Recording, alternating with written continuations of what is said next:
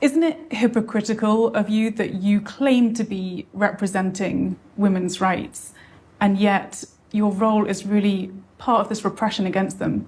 چه درصدی هستن این زنها؟ Well, it's very difficult to know because this is not a democracy and therefore the figures are extremely hard to know. But I would say that this seems like the biggest challenge or one of the biggest challenges to the Islamic regime in the last few decades. من به این صحبت شما واقعا اعتراض دارم. ابدا این گونه نیست که دموکراتیک نباشه اینجا. از خیلی از کشورهایی که شما میشناسید دموکراتیک تره. I know that you know that the scale of what's happened here is enormous. It is one of the biggest challenges to the Islamic Republic over the last few decades. Does it not make you think for a moment that, maybe some of your ideas could be outdated and that there are, a lot of young people in Iran who do want to see change?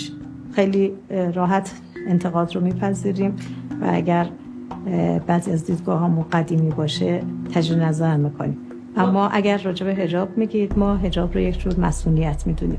ما حجاب رو یک جور حفاظت در مقابل خشونت میدونیم.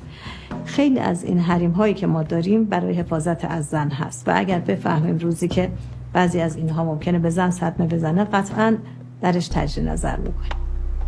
In response to these protests, there has been a brutal, widespread crackdown that's been pretty relentless. There's been tens of thousands of protesters arrested, according to the state figures. There's also been hundreds that have been beaten and tortured, hundreds more who have been killed. There's reports of sexual assault within the prisons themselves. Several protesters have been executed, several more are sitting on death row. Why? Why such a brutal crackdown? من خیلی متاسفم که مسائل دروغی رو شما دارید مطرح میکنید. متاسفم که شما تحت تاثیر این رسانه‌ها قرار گرفتید. حتما ازتون دعوت میکنم بمونید تا با وقایع و حقیقت‌های ایران بیشتر آشنا بشید. Okay, it seems like we're talking from polar opposite realities, I guess. This is one of the hardest places I've ever worked as a journalist. We are followed everywhere. The police stop us from talking to anyone. A lot of other people are terrified to speak with us, as they rightly should be.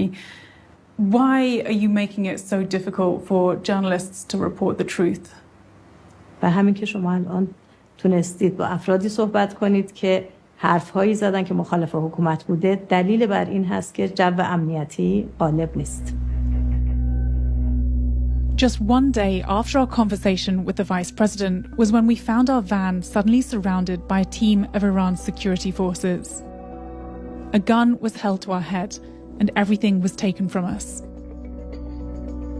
Later that night, while in detention, they told us they suspected we were working under false pretenses. The next day, we were instructed to leave the country. It was an abrupt end to our time in Iran.